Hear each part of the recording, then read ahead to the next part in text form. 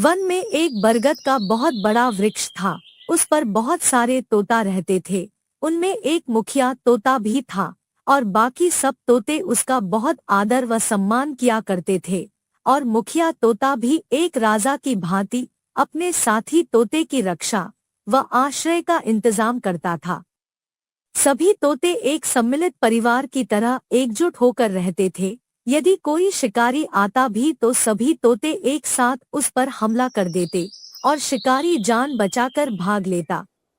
एक बार मुखिया तोता ने सभी तोते की मीटिंग बुलाई और बोला, भाइयों, जैसा कि आप सभी जानते हो, हमारी संगठन एक बहुत बड़ी ताकत है और हमारे संगठन की जंगल में दूर दूर तक चर्चाएं होती हैं। हमारी एकता इसी तरह से बनी रहे, इसलिए हमने कल होली पर एक विशेष कार्यक्रम का आयोजन किया है, जिसमें तरह तरह के रंग बिरंगे गुलाल और पिचकारी मनगा रखी है।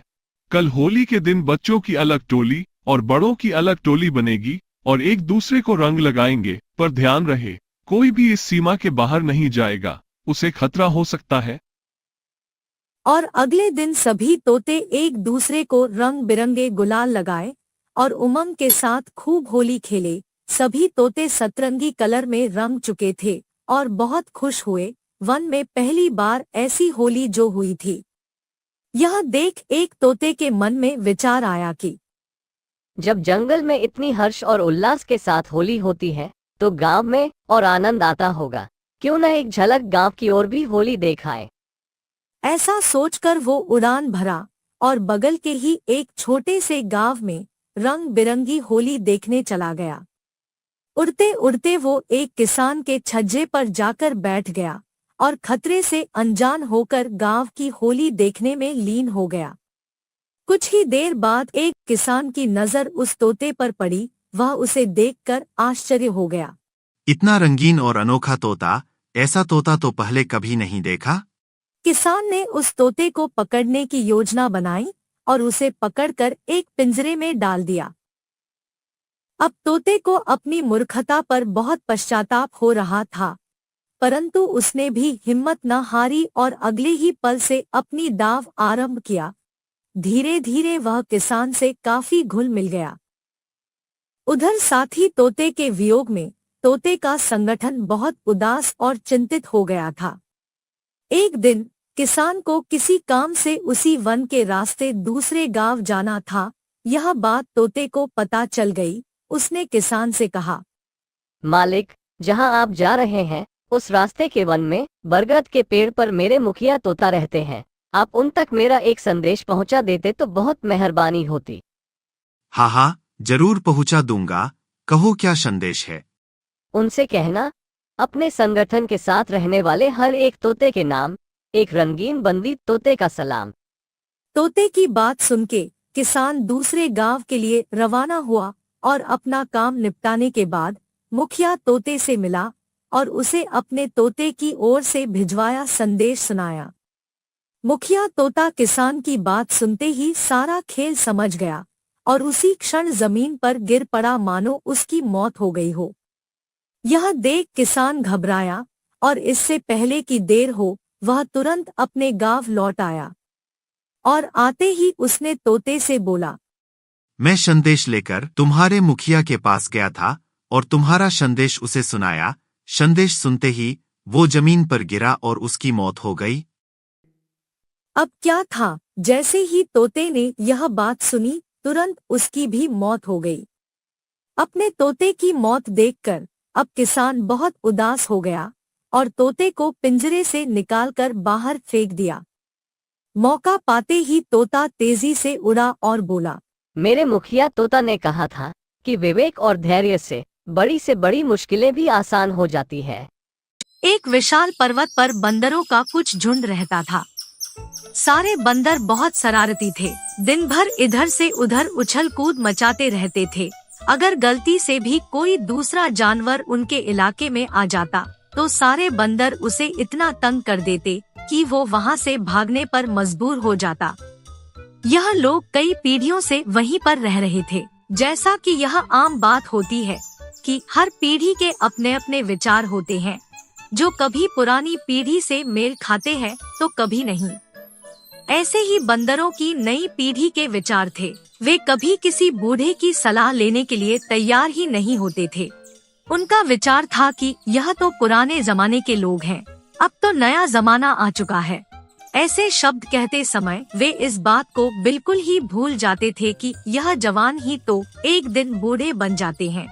खैर, जवानी के जोश में बंदर अपनी दुनिया में मस्त रहते थे। एक वर्ष पहाड़ों पर खूब बर्फ पड़ रही थी। सर्दी के मारे सभी पक्षियों और जानवरों का बुरा हाल होने लगा।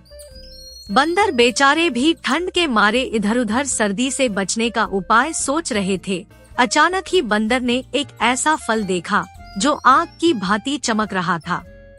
उनमें से एक बंदर बोला, अरे वो देखो, आग तो मिल गई, अब ठंड भी भाग जाएगी। हाँ, लेकिन कुछ भी करने से पहले अपने सरदार से पूछ लेते हैं। सरदार, हमने देखा है वो सामने वाले पेड़ पर कुछ आग के गोले फरे हुए हैं। अगर आप कहें तो वो आग के गोले तोड़ के लाऊं, जिसे तापने के पश्चात हमें ठंड से राहत मिलेगी। ये तो बहुत ही अच्छी बात है। कम से कम आग तो मिली। बहुत सावधानी के साथ दूर से ही तोड़ना।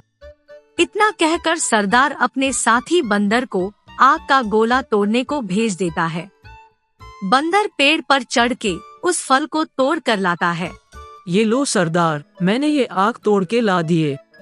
अब उस फल को सामने रख के सभी बंदर उसे तापने लगे। तभी उधर से उड़ता हुआ एक तोता आता है। तोते ने बंदरों की बेवकूफी देख रुक कर बोला, अरे भाई, तुम ये क्या कर रहे हो? तुम अंधे हो क्या? तुम्हें दिखाई नहीं देता कि हम सर्दी से बचने के लिए आग ताप रहे हैं? तोते ने भी जोश में आकर कहा, मैं तो अंधा नहीं। हाँ, तुम पागल जरूर हो गए हो। क्या हम पागल हैं? हाँ, तुम पागल नहीं तो और क्या हो। ऊपर से तो बर्फ पड़ रही है, इधर तुम सब नकली आग को आग समझकर ठंड को दूर कर रहे हो। ऐसे मौसम में तो किसी गुफा में छुपकर ही अपना बचाव किया जा सकता है, बाहर बैठकर नहीं। बंदरों के सरदार को इस बार गुस्सा आ गया और वह चीख कर बोला, अरे हवा में उड़ने वाले मामूली परिंदे, तू हमें पागल क्यों समझता है? हम उन बंदरों की संतान हैं जिनकी 7 पीढ़ियां इन पहाड़ों पर बिता चुकी हैं। अब हमें कोई क्या बताएगा? हम सब जानते हैं, तुम ही पागल हो जो कुछ नहीं जानते। फिर पक्षी ने नम्रता के साथ बंदर को समझाया, देखो भाई, मैं जो कुछ भी आपको बता रहा हूँ वो एक सत्य है। मुझे ऐसा करने से कोई लाभ तो नहीं, मैं तो केवल आपकी भलाई के लिए कह रहा हूँ कि बर्फ जब भी पड़े तो प्राणी को किसी गुफा का सहारा लेना चाहिए। खुले में भले ही तुम आग के पास भी बैठोगे तो भी बीमार हो सकते हो। हालांकि यह आग है भी नहीं। यदि तुम अब भी न संभले तो नुकसान हो जाएगा, इसलिए अब भी मौका है, बच जाओ। यह मौसम का रुख बता रहा है, हो सकता है बर्फ का तूफान भी आ जाए। क्या तुम हमें मारना चाहते हो? क्या तुम चाहते हो हम सब मर जाएं? नहीं, ऐसी बात नहीं। मैं तो केवल इतना ही कह रहा हूँ कि तुम लोग इस मौत से बच जाओ। बंदरों का सरदार क्रोध के मारे दांत पीसकर बोला, फिर मौत का नाम लिया तुमने। मारो इस परिंदे को, ये हमें मारने आया है। फिर क्या था, सारे बंदर उस बेचारे तोते पर टूट पड़े। देखते ही देखते उसके पर नोच डाले और शरीर के टुकड़े टुकड़े कर दिए। यह होता है किसी मूर्ख को अच्छी सलाह देने का परिणाम।